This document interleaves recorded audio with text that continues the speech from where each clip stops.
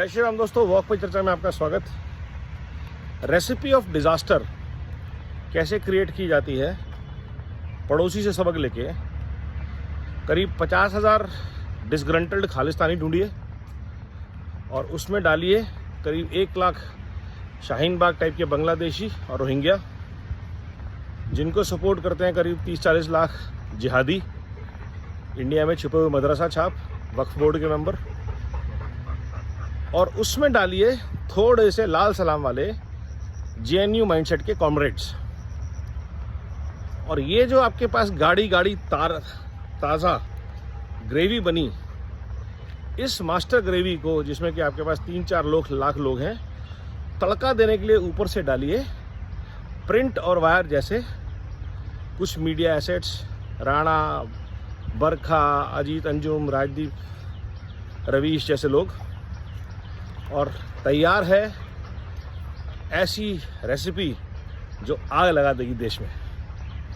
और बांग्लादेश से इंस्पायर होने के बाद इन सब ने सपना देखना शुरू कर दिया है कि डिक्टेटर को कैसे उखाड़ के फेंका जाए, कैसे देश में अराजकता, क्योस, एनार्की करके हम अपने अपने गोल्स को अचीव कर सकते हैं, जो हम डेमोक्रेटिकली 2024 में नहीं कर पाए, इलेक्शंस में हार गए। अब देखना ये है कि इनकी रेसिपी ऑफ डिज़ास्टर की जो ग्रेवी बननी है, ये काठ की हांडी भारत सरकार चढ़ने देती है कि नहीं चढ़ने देती है, क्योंकि ये काठ की हांडी पिछले कई सालों में बार बार चढ़ी है और आज से नहीं चढ़ी है। असहिष्णुता के नाम पर आज से ठीक 10 साल पहले ही अवार्डो एफसी गैंग शुरू हो गया था। याद रखिए उन चीज़ों को।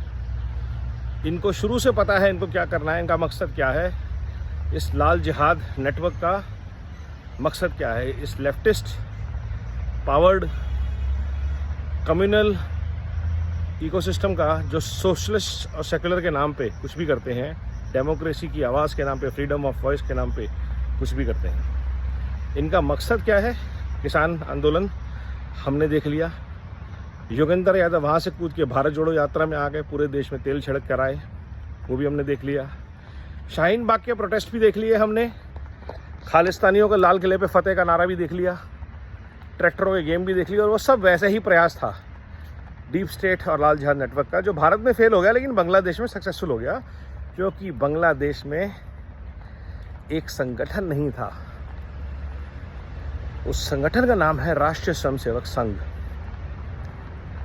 उस संघ ने, जिसने 100 साल पहले ऐसे किसी प्रकरण की संभावना को देखते हुए भारत की सनातन संस्कृति, विचारों से जुड़ी संस्थाओं को खड़ा करना शुरू किया, स्वयं सेवकों को तैयार करना शुरू किया, और आज भारत की किसी भी सामाजिक, आर्थिक, प्राकृतिक आपदा में सबसे पहले फर्स्ट रिस्पॉन्डर जो होते हैं, वो शायद पुलिस से पहले भी, आर्मी से पहले भी स्वयंसेवक होते हैं। तो वो जो संघ ने एक भारत के लिए सुरक्षा कवच तैयार किया, विभिन्न संस्थाओं का, जो समाज के अलग अलग क्षेत्रों में, शिक्षा में, स्वास्थ्य में, सेवा में, समाज के उत्थान में काम करती रहती हैं 24 घंटे, वो आज की डेट में भारत का एकमात्र सुरक्षा कवच है इस लाल जिहाद नेटवर्क के खिलाफ। और उन स्वयंसेवकों में से एक भारत का प्रधानमंत्री है,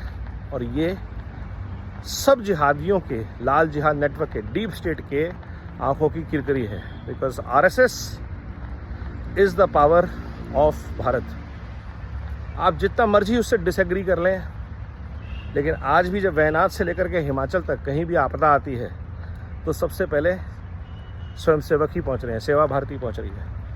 आज भी जब किसी हिंदू के घर पे हमला होता है, उसकी बेटी को उठाया जाता है, तब उसके आगे सुरक्षा कवच बन के उस परिवार के साथ बजरंग दल, दुर्गा वाहिनी ही खड़ी होती है।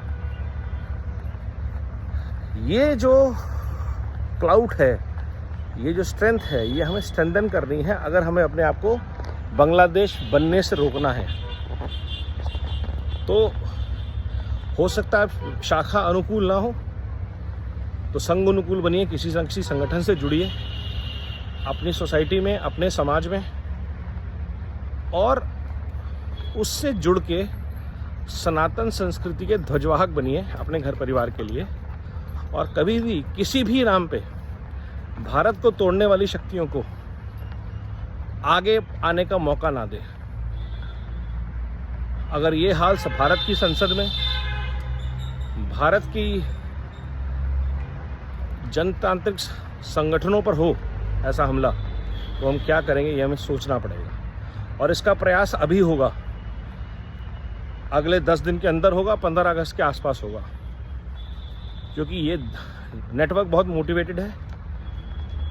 हमें एज भारत इसके खिलाफ खड़े रहना है और मजबूत तरीके से खड़े होना है। वंदे मातरम, नमो भारत, जय हिंद।